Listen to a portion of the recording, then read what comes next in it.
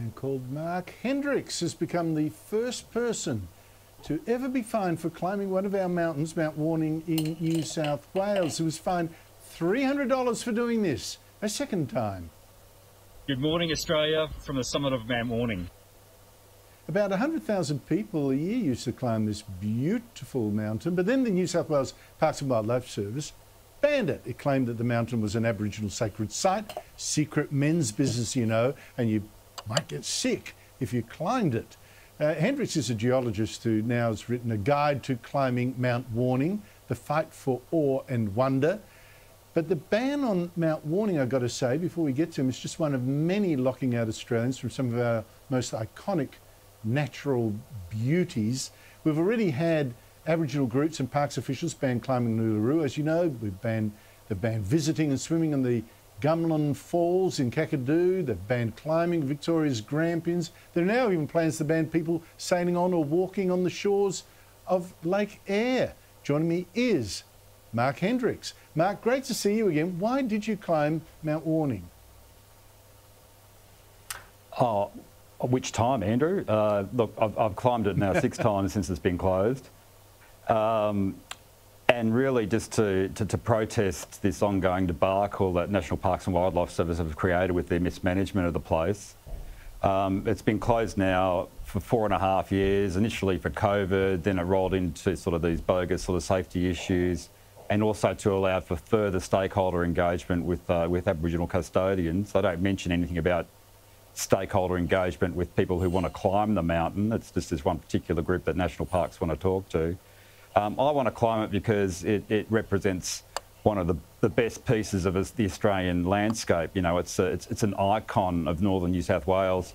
The views are outstanding. Every time I go up there now, I'm just amazed at, you know, walking through that beautiful rainforest up to that summit and just gazing across to the east, to the sunrise, to the ocean, and it's just an amazing experience that everyone should have a crack at.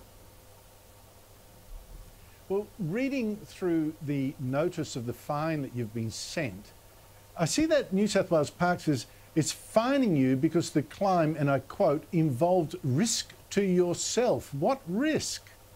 Yes. That's one of the points I want to raise when I take this to court, Andrew. There's 2 reasons they tell me that it's closed. One is due to safety and the other one is due to the need for ongoing stakeholder engagement with this secretive Wollumbi consultative group. From a safety point of view, I've done worse tracks around Sydney in the last 6 months that are a similar grade to the track up Mount Warning. So it's graded as a grade 5 track, and in its current poor state, you know, there's been no maintenance on that track for 4.5 years now.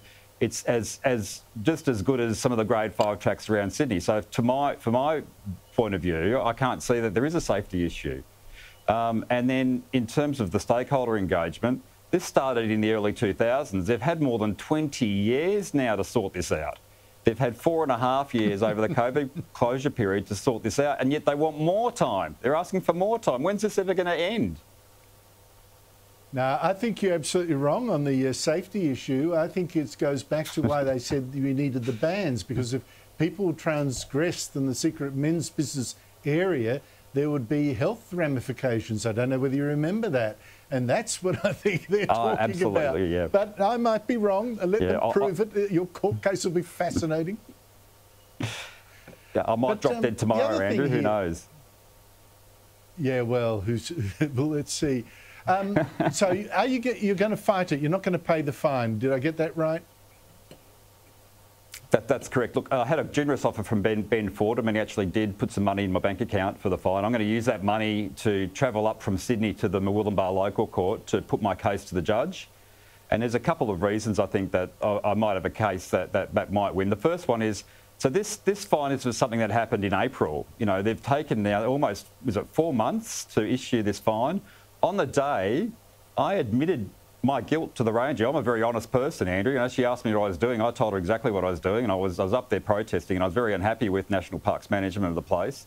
You know, the damage they've done to the local business community, the damage they've done to the local community's mental health and physical health. I let her know why I was there. I even offered her a copy of my book too, and she directed me to leave the park. So I thought at the time that was it, that the direction to leave was going to be it. But now coincidentally, just as we've organised our latest protest event, so on Saturday we celebrated the 95th anniversary of the opening of Mount Warning National Park. You know, something you might think that national parks might want to get involved in and celebrate this wonderful place, but they weren't there. But just, yeah, coincidentally, this fine arrived just before I was about to depart from Sydney, so I think it was a bit of an attempt at instilling some fear and intimidating people to try and stop this event from going ahead. Oh. But look, it didn't work, you know. Well, I noticed I think the only people scared at the end of the day were national parks. Well, they point out they've been lenient. Let's see what happens. It could have been $3,000 plus. But as you pointed out, I mean, the whole idea that it's banned, you know, people have been using it for years and years and years. Suddenly a ban, and there's other elders that you've mentioned that said, well, what's the problem with climbing this mountain? What is the problem?